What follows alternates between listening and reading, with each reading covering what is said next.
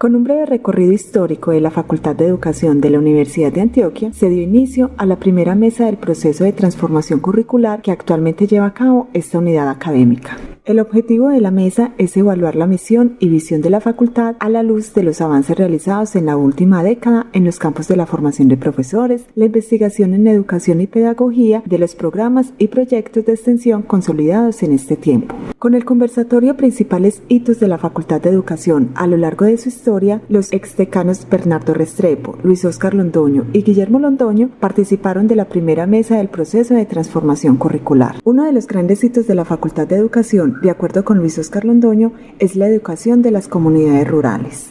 La educación de las comunidades rurales ha constituido, yo diría que uno de los cursos de acción estratégica de la facultad en momentos cruciales de la vida nacional, especialmente durante la década de los 70 y a partir del presente siglo. Expresó que en la década de los 70 se presentó una serie de fenómenos sociopolíticos, entre ellos el ascenso del movimiento campesino y la Asociación Nacional de Usuarios Campesinos, que frente al fracaso de la reforma agraria de aquel momento no tuvieron otra alternativa que entrar a una acción organizada y decisiva para la transformación de la vida campesina. Esa propuesta es uno de los antecedentes principales de lo que desde aquel tiempo venimos llamando la escuela nueva, ¿no? Prácticamente el principal antecedente de la escuela nueva de la que tanto nos ufanamos y que realmente ha hecho una labor bien importante en el país.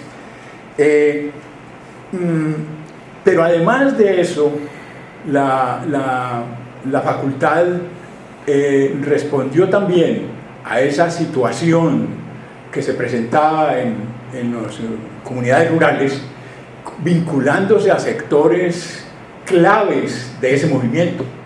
La facultad estuvo trabajando en Sucre, por ejemplo, que era uno de los puntos centrales de la NUC en el país.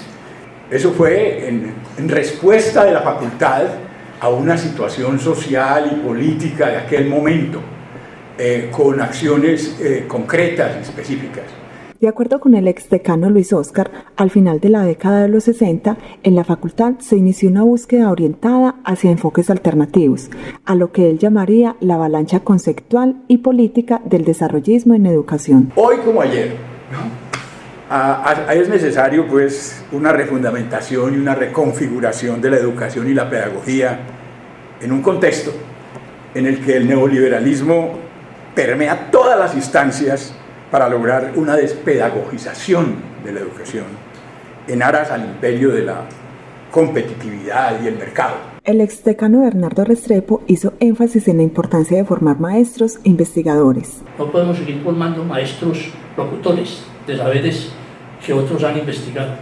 Por lo menos en la investigación sobre la práctica pedagógica, la responsabilidad del maestro. Según Restrepo, la primera incursión en la investigación de la facultad fue a mediados de la década del 60 con un proyecto de Medellín Metropolitana. Nosotros trabajamos lo que era la educación para Medellín Metropolitana, en esa época, en el año 65-66.